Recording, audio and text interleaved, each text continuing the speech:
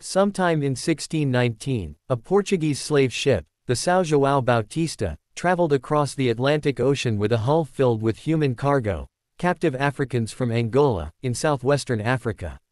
The men, women and children, most likely from the kingdoms of Ndongo and Congo, endured the horrific journey, bound for a life of enslavement in Mexico.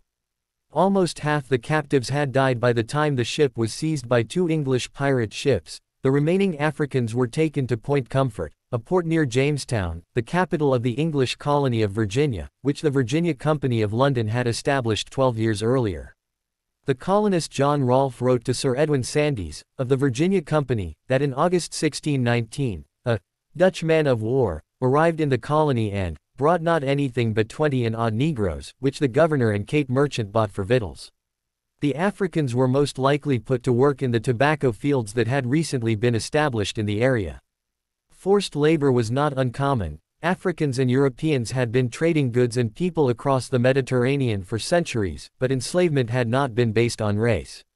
The transatlantic slave trade, which began as early as the 15th century, introduced a system of slavery that was commercialized, racialized and inherited. Enslaved people were seen not as people at all but as commodities to be bought, sold and exploited.